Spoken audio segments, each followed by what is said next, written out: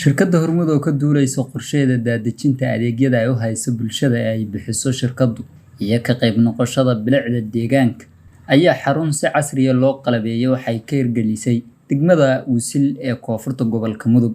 Dhismaha xaruntan oo wax badan ka bedeli doonta bilicda magaalada iyo hawlaha shirkaddu u hayso bulshada degmada Wusil iyo deegaanada hoos yimaada ayaa furitaankeeda waxaa ka qayb galay mas'uuliyiinta maamulka degmada, taliyaha saldhigga degmada Hobyo, gudoomiyaha maxkamadda degmada Wusil, mas'uuliyiin ka socday shirkadda Hormuud iyo marti sharaf kale oo ka qayb galaya xarig jarka xaruntan cusub ee shirkadda isgaarsiinta Hormuud ay ka hirgelisay degmada Wusil. Cabdikariin Macalin Xasan iyo mas'uuliyiin kale oo ka socday shirkadda Hormuud ayaa ka warbixiyay dhismaha xaruntan loo joogo xarig jarkeeda iyo ahmiyadda ay degmadan u leedahay. iyo xarig jarka xaruntan cusub ee maamulka Hormuud uu ka taabageliyay degmada Wusil aad nagala soo qayb gasheen aad iyo aad ugu mahadsantihiin. farxad bay noo tahay inaanu maaragtay maanta horumarin ku sameeyno adeegyadii aan bulshada u qabanaynay aan ugu haynay degmadan Wusil inaan maanta horumarin ka sameeyno, inaan ku soo kordhino guri cusub, shaqo cusub, customer-keenana waa uga mahad celinaynaa sida ay mar walba noola tacaamulaan. waxaan si dhow ugu bogaadinaynaa insha Allah inaan mar walba adeeg inta ka sii kordhin doono. degmooyinka hadda maanta laga xarig jarayo xarunta ku taalo Wusil hadda kaliya ma xaruntu way ku tiilay, laakiin santarka ayaa xaruntan laga sameeyay. waxa weeye xarun kasta oo meel ku taalana waxa loogu talagalay in santarkaas kale la sameeyo. marka reer Wusileed aad bay uga qayb qaateen shaqadeeda iyo arrimaheeda maamulka taliyaasha booliiska dhamaantood waa ku mahadsan yihiin.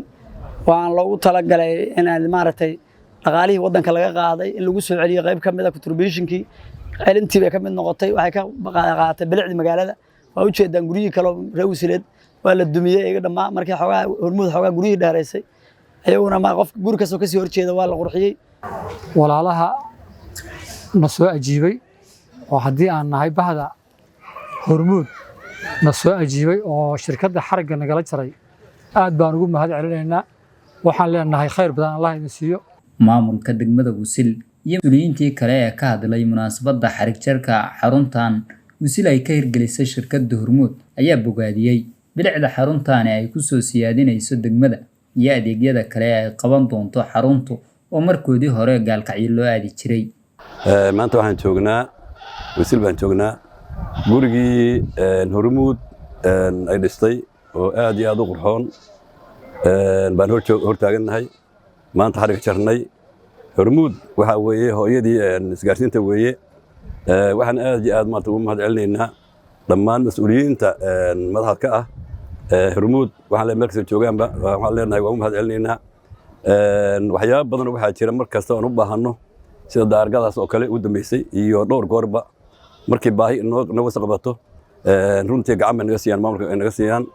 runtii aad baan u mahad celinaynaa si ay inta u dhaga fudud yihiin oo markasta ay intaan garab taagan yihiin. waa u mahad celinaynaa. nasiib wanaag waxaa ah inay guri kira ku jireen maantana mataqaana guri ay samaysteen oo ay gateen oo wanaagsan ay mataqaana maanta xarig jarnay. ku taagannahay xarig jarka xarunta cusub ay ka yeegleeshay degmada Wusil ee Hormuud. runtii aad iyo aad baan ugu faraxsanahay maanta inay Hormuud ay ku soo kordhiso xarun aad iyo aad u qurux badan oo soo jiidasho leh, macno weynna ugu fadhisa degmada Wusil. aad iyo aad baan u bogaadinaynaa ugana mahad celinaynaa sida ay markasta u taagan yihiin adeegyada bulshada iyo horumarka degmada ama degmooyinka la mid ah. runtii waa muhiimad aad iyo aad u wanaagsan. waxaan ka rajaynayaa inay midaan iyo mid ka qurux badanba ama xarumo kaleete ay ka dhisi doonaan degmada. ka rajaynaynaa insha Allah inay soo kordhin doonaan adeegyada ka dhiman ay bulshadu awal ay u aadi jirtay degmada Gaalkacyo oo kale, in ay sida akoomada oo kaleete iyo Salaam Bangi iyo dhammaan ay adeegyadaas oo dhan ay dadku ay dhibaato ugu qabeen inay safar dheer ay u galaan inay ka fulin doonaan haddii Ilaahay qadar codsi baa uga nahay madaxda ka socota Hormuud inay adeegaasna ay bulshada ka caawiyaan. ay dhib badan ay ku qabeen inay safar ay u galaan. aad iyo aad baa u mahadsantihiin. runtii waa ku faraxsanahay in aad bilic aad iyo aad u qurux badan magaalada ku soo kordhisaan. idinku awal horumarka qayb weyn uga jiray inaan maanta bilicdii magaaladana aad qurux weyn kaalin muhiim ah aad ka qaateen. aad iyo aad u mahadsantihiin.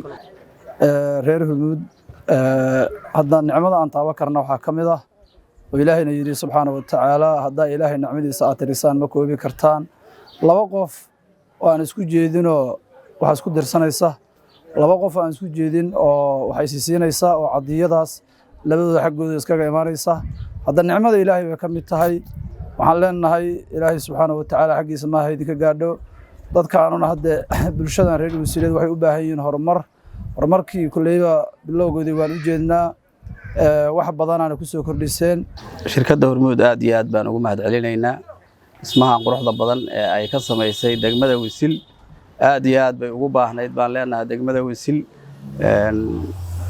horumarkan iyo mid la mid ah aad iyo aad bay ugu baahnayd waxa weeye waxay ka qayb qaadanaysaa bilicda magaalada nabadgelyada horumarka shaqo abuurka waxyaabahaas oo dhan waxay faa'iido u yihiin dadweynaha shacabka ah ee ku nool degmada Wisil waxaan leenahay soo dhawaada Hormuud midaan iyo mid ka qurux badanna waxaan rabnaa inaad degmada ku soo kordhisaan hadii Ilaahay idmo waana mahadsantihiin